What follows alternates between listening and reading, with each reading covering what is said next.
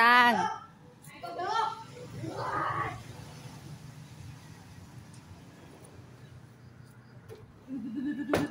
ทำอะไร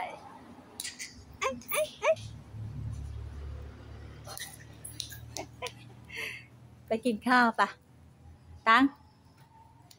ไปกินข้าวค่ะยืนลุกขึ้น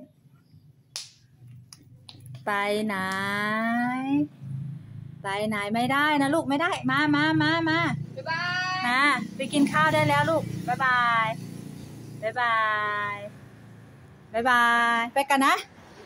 บ๊ายบายไปกันนะระวังหนีมือนอก